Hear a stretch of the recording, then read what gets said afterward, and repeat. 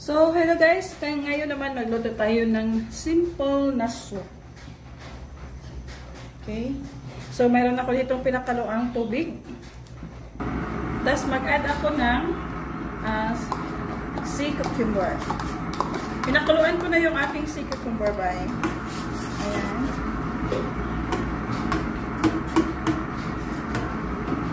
Tsaka meron din akong vegetable fish balls dito, at ito fish ball at saka yung vegetable ball.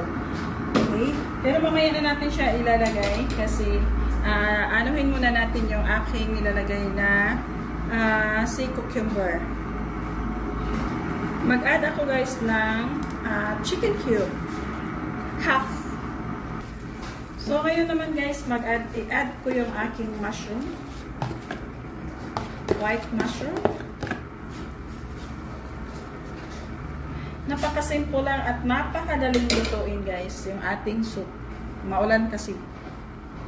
Kaya kailangan natin yung soup. Ayan. Ngayon naman guys, ilagay natin yung ating mga balls. Ayan. Yung ating fish ball. Vegetable ball. Ayan. Sandali lang naman yan siya maluto guys. At saka, ayan, tikman natin.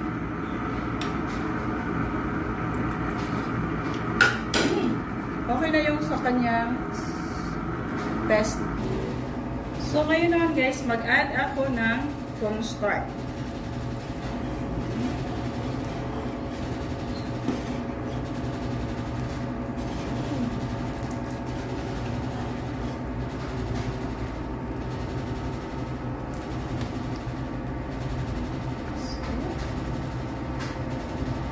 Ayan, okay na yung kanyang texture. Ganun lang ang kailangan kong texture guys. O, dagdagan natin ng konti.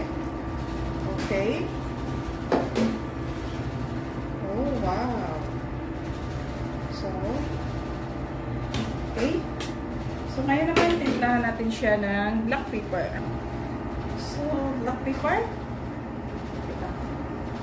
Tsaka white pepper. Okay. Wow! Oh, sarap. Okay, so okay na siya guys.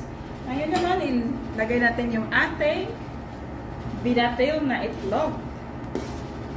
So, ayan, 2 piraso guys ang binatil kong itlog. Idahan-dahan lang natin siya guys. Tapos pag ganyan,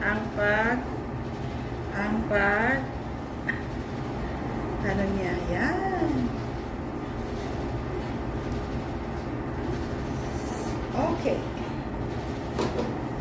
Tapos yung apoy guys, wag natin siyang palakasan. Hinaan lang yung ano niya, you know. Tingnan nyo guys.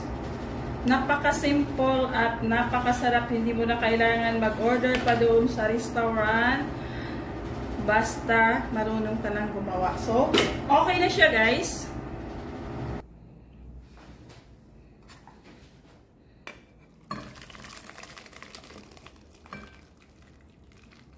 Wow!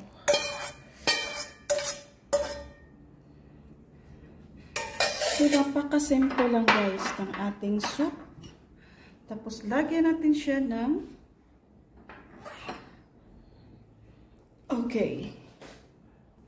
So, that's it guys. Yung ating napaka-simple na soup. Tingnan nyo guys. Oh, so delicious. See that? Wow! Oh.